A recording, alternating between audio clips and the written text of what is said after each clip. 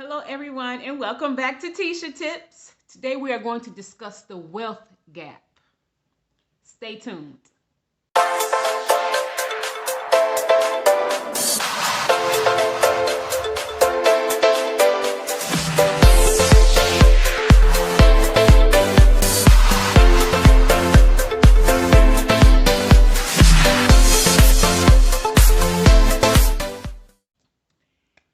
Let's get right into it. Okay, the wealth gap. First, we had slavery, which pushed us back. And then we had discrimination. And now we still have discrimination, to be honest. The thing about this is all of those things happened in the past, right? Still affecting us today because we were not able to gain any generational wealth due to the fact that we couldn't own anything back in the day, right? But we can't dwell in the past, all right? We live in one place. We live in the present. So you can't go back in the past and you don't live in the future. You live in the present. We got to do something about that right now. You have to ask yourself, when you get paid, what are you doing with your money? You know, are you just rushing out to buy a new outfit, new shoes, a new phone, the latest and greatest technology? Or are you putting something away for yourself and for your children? You have to ask yourself, do you fall in the category of people that live for the weekend? Or are you living for the next generation? I understand you can't take it with you. I understand that. At the same time, you have to enjoy today, but prepare for tomorrow. And we can't do that if we're blowing everything we receive. So many times people tell me, Tesha, I don't make enough money to invest. I don't make enough money to put money towards my 401k or towards my son or daughter's college. But when you really sit back and think about it, is that true? Is that true? Are you maximizing the money that you are receiving from your job every 2 weeks or every week or every month, however you get paid? Are you really maximizing that money? When I was in a bad place financially, it was because when I did get paid, everybody pulled a portion. So I was left with this much every check. So I never had enough to truly get ahead. But at some point in time, I had to stop. I was like, all right, time out.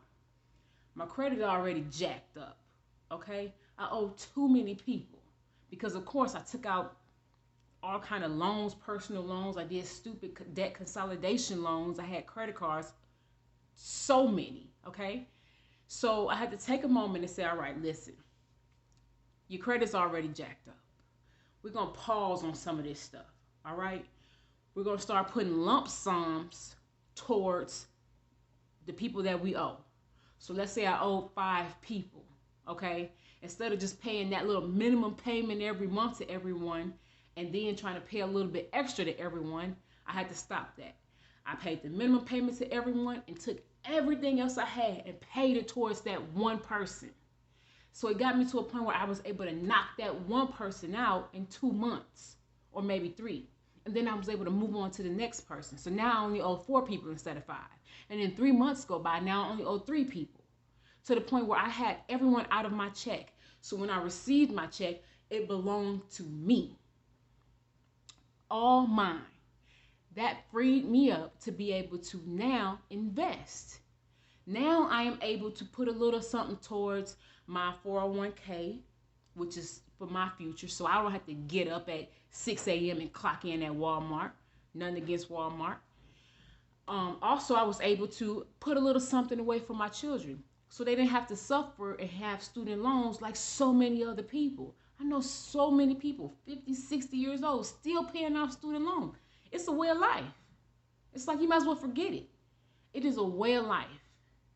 So I don't want that for them, okay? So I'm putting money away for my future and for theirs. But you are not able to do that if you don't have any money left. It's impossible. So get everyone out of your check Keep it for yourself and invest in you and your family. You can change your family tree. You just got to be the one to do it. We put so much value on the fact that I'm not making enough money, and how much you make matters, but it doesn't matter the most. It's what you do with what you make that matters. It's not all about the amount. If it was, have you ever seen the janitor that saved $8 million? How can you explain that? He wasn't making a vast amount of money as a janitor, but over his lifetime, he was able to save $8 million. And he was taking care of a family. Come on, like, no excuses, right? It's so funny how the rich stay rich by acting poor, and the poor stay poor by acting rich. Like, that should resonate with some of us. Stop it. We have to stop. This will help us close the wealth gap. If you are not doing anything to help yourself or to help your children, you are widening the wealth gap. So yeah, we can blame slavery, which is what you gonna do? Just stay in the past. You can blame it, but then what?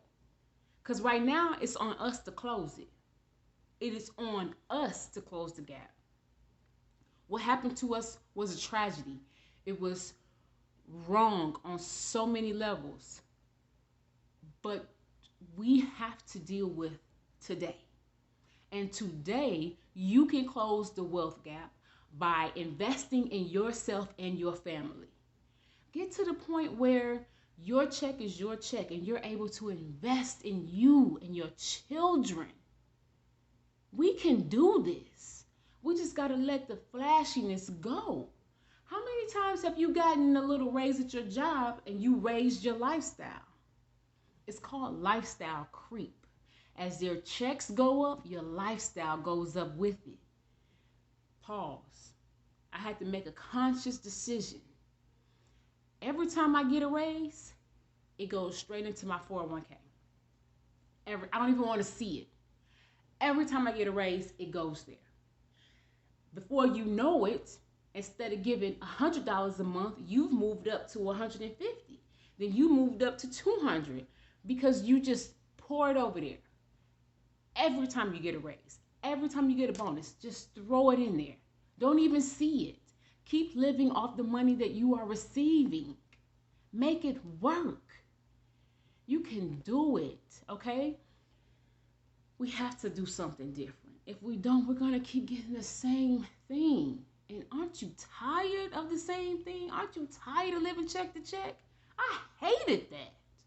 Like, it was just nothing worse than knowing today is payday, and by the end of the day, you got $15 left because you had to pay 18 people out of that one check.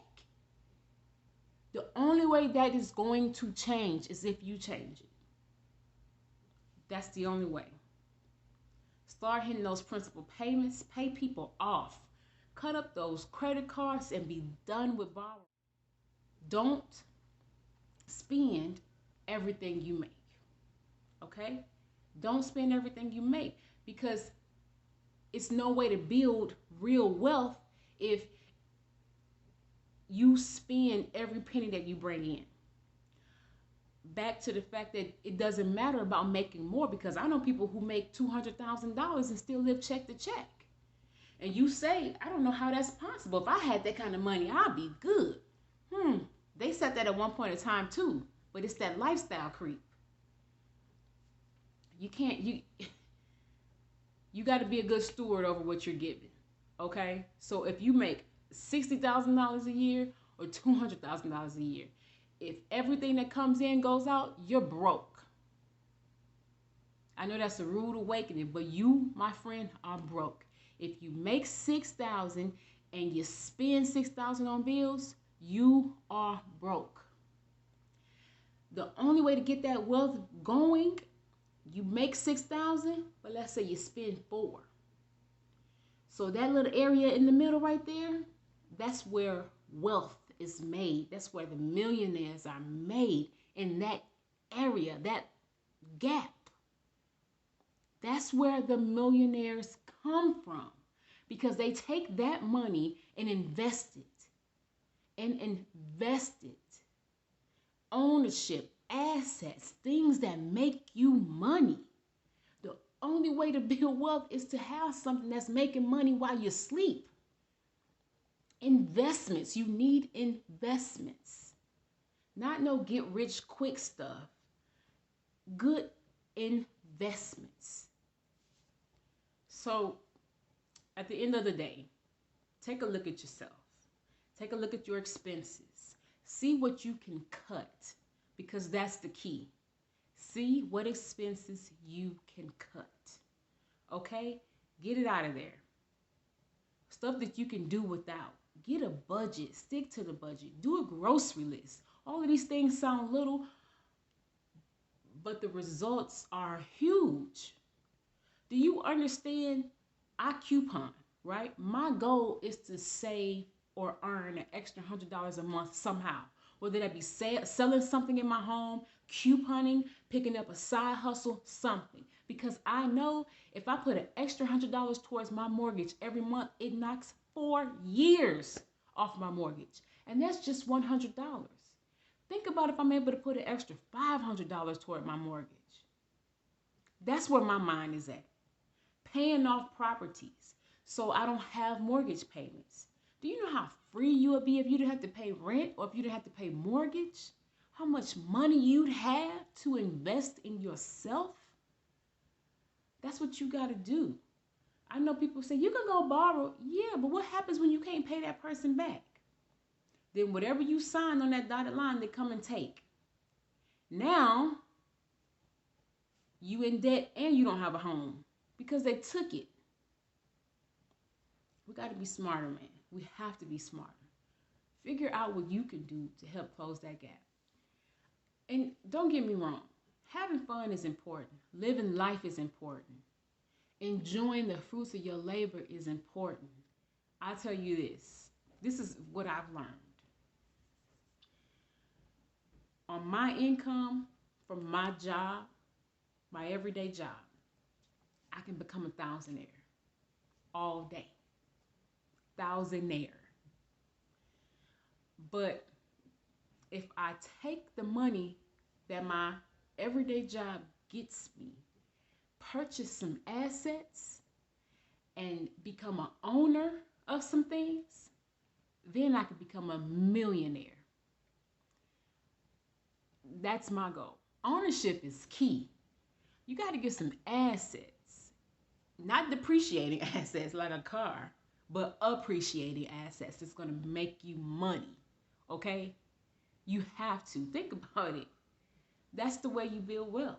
You got to get some assets that appreciate, things that make you money, things that earn money for you. Investments. Get some investments. Okay, guys. I know people are saying it's not that easy. And remember, I came from a place where I wasn't making enough money at one point in time. So I could either sit there and say, man, you know, that darn slavery really got me, you know. Yeah, I could sit there. And like I said, I understand. We dealt with slavery. And then we dealt with a bunch of discrimination. And then when we got to a point where they actually let us start getting stuff, we were getting subprime loans. So I understand that. But now we're in a place where we can make a difference. You can change at least your life, which will trickle down and change your children's life. I don't know anyone who's just sitting there like, well, I got student loans. Let them get student loans. As a parent, you don't want that for your children. You want better. We all want better for our kids. But we got to be the change we want to see.